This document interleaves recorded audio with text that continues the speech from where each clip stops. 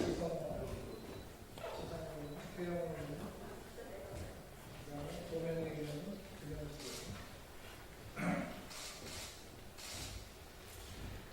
네, 여러분 안녕하십니까? 네, 국민의힘 외교안보 특별위원회 위원장 박진입니다. 네, 어제는 정부가 공동으로 사이버 공격을 예방하고 국민의 정보 보호 생활화를 위해서 만든 정보 보호의 날이었습니다. 저와 국민의힘의 조태영 의원, 신원식 의원, 태영호 의원, 지성호 의원 등 외교안보 특별위원회 위원들과 국회 정보위원회 하태경 의원, 당내 과학기술과 사이버 안보 분야의 김영식 의원, 조명희 의원, 이영 의원 등 9명이 어제 오전에 북한의 소행으로 추정되는 해킹 피해가 발생한 대전의 한국원자력연구원을 방문해서 간담회를 가졌습니다. 저희가 방문한 한국원자력연구원은 원자로 연구시설, 핵연료시설, 방사선 연구시설 등을 보유한 국가 첨단 연구단지로서 각급 국가보안 시설입니다. 저희 방문단은 박원석 한국원자력연구원 원장으로부터 사이버 해킹 상황을 보고받고 진상을 규명하기 위한 질의응답을 실시했습니다.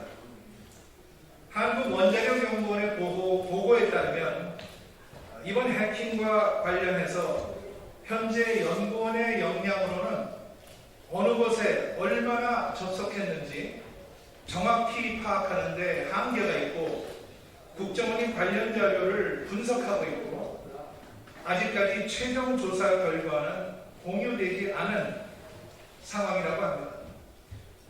저희 방문단이 파악한 바에 의하면 1차적인 해킹의 원인은 한국원자력연구원의 사이버 보안 시스템에 구멍이 뚫려 있다는 것입니다. 다음은 이영 의원께서 이어서 발표해 주시겠습니다.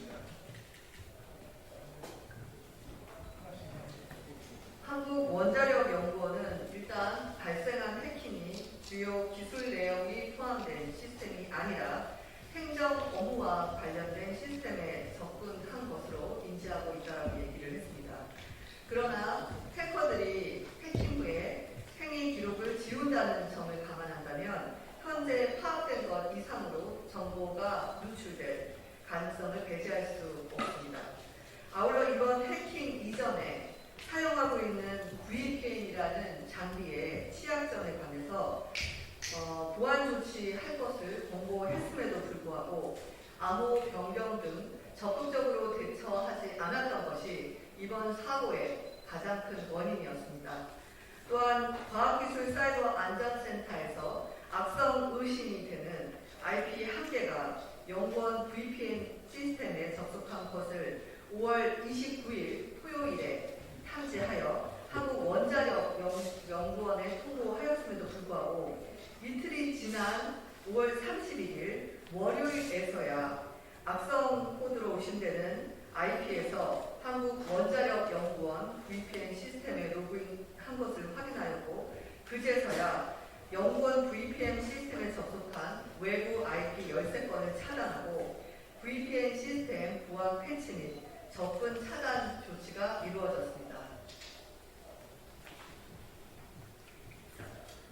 국민의힘 방문단은 사이버 침해를 파악했음에도 불구하고 뒤늦게 대응 조치가 이루어진 것에 대해 문제를 제기했고 상시 대응 체제를 갖추지 못한 근무 형태와 관련성은 없지만 점검할 필요성을 제기하였습니다. 한국원자력연구원의 답변에 따르면 해킹 사건이 발생했음에도 불구하고 연구원들은 아직도 재택근무를 실시하고 있고 외부에서 인증을 거치면 내부망으로 접속할 수 있는 시스템을 유지하고 있다고 합니다. 이 부분에 대해서도 재발 방지를 위한 대책이 시급하다고 판단됩니다. 국책연구원이라는 기관 특성상 창의적인 발상과 연구활동을 위한 근무시간의 자유, 출퇴근의 자유가 보장된 것과 아울러 코로나19 상황이라는 것을 감안하더라도 이번처럼 국산 상황이 발생하였음에도 불구하고 업무 형태에 대한 아무런 조치가 이루어지지 않는다는 점은 제2, 제3의 해킹을 속수무책으로 기다리고 있다는 것과 다름없다고 생각합니다. 더 놀라운 것은 사건 발생 한 달간이 넘는 동안 아직도 누가 언제 어떻게 어떤 비밀자를 빼갔는지 명확히 규명이 되지 않고 있다는 사실입니다.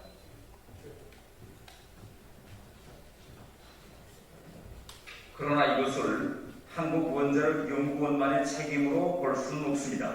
이런 국가적 차원의 해킹에 대해서는 국가사이버안보 정책을 수립 시행하는 국가정보원이 철저한 대책을 마련해야 할 것입니다.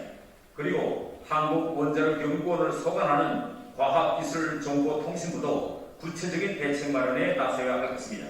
이미 언론에 알려진 바와 같이 국가정보원이 8일 국회 정보위원회에 보고한 내용에 따르면 한국원자력연구원은 해킹에 12일간 노출되었다고 합니다. 이런 해킹은 제3국 용기의 조직으로 북한의 소행으로 추정했습니다.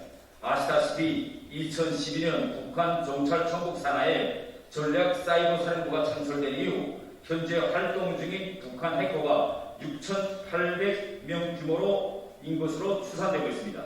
이런 상황에서 보안 등급이 높은 한국원자력연구원에 대한 해킹 공격은 어느 정도 예견할 수 있은 일이었습니다.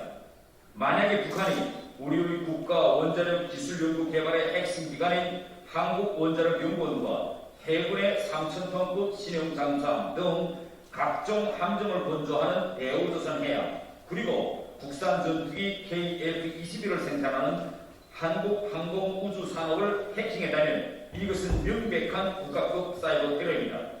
최근 글로벌 기술 패권 경쟁이 심화됨에 따라 기술과 정보에 대한 가치는 더욱 높아지고 있으며 정부와 기업의 핵심 정보는 물론 전문 기술인들의 개인 정보까지 국가적 정보 보안의 총 책임은 정부가 져야 하며 이를 위한 초월통 같은 사이버 방어 시스템 구축이 시급합니다.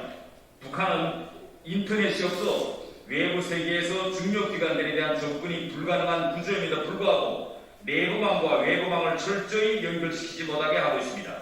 핵, 미사일 등과 같은 최고의 기밀을 다루는 기관들은 물론 외무성에서도 직원들이 개인 노트북이나 태블릿을 가지고 기관으로 출입할 수 없습니다.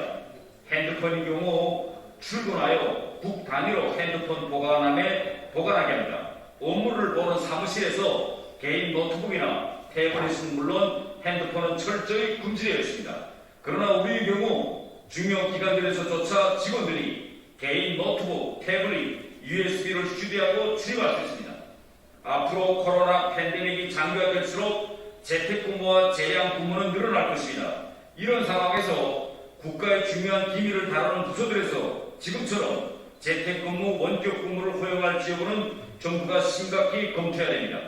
코로나로 인한 재택근무, 원격근무가 앞으로 늘어나는 것이 북한에게는 우리 중요한 기밀을 빼내갈 수 있는 절호의 기회가 될 수 있습니다. 이제라도 정부의 특단의 조치가 필요합니다.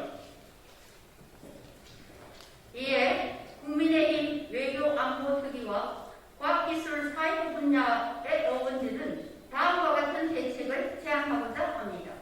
첫째, 한국원자력연구원을 비롯한 국가 핵심 연구시설에 대한 북한의 해킹 실태 파악 및 재발 방지 대책에 대한 청문회를 여야 합의로 비공개로 개최할 것을 제안합니다. 둘째, 국가정보보안 인력 양성과 근로 환경 개선을 위한 국가적 시스템 구축을 위한 특별 예산을 확보하여 일선 정보보안 실무자들이 최적의 환경에서 최상의 정보보안과 해킹 방지 역량을 발휘할 수 있도록 하겠습니다. 셋째, 저희 국민의힘 조태영 의원이 지난해 6월 30일 1호 법안으로 대표 발의한 사이버 안보 기본 법안을 최대한 빠른 시일 내에 국회에서 통과될 수 있도록 정부와 여당에 촉구하는 바입니다.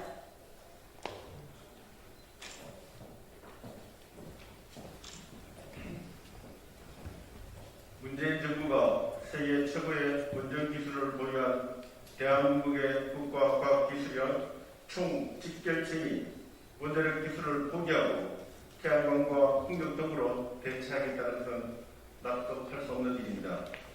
정부의 무모한 탈원전 정책 추진으로 인해 원자력 분야 전문 인력들의 타기가 저하되고 이것이 보안의식 약화로 이어진 것은 아닌지 우려스럽습니다.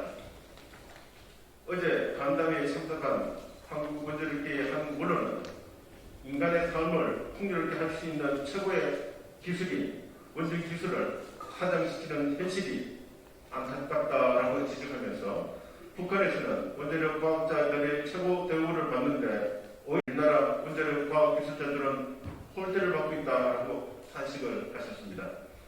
탄소 중립 사회로 가기 위해 문재인 정부의 탈원전 정책은 근본적으로 제고되어야 합니다. 국민의힘은 앞으로 원자력 발전과 사회보안부 강화를 위한 국회 차원의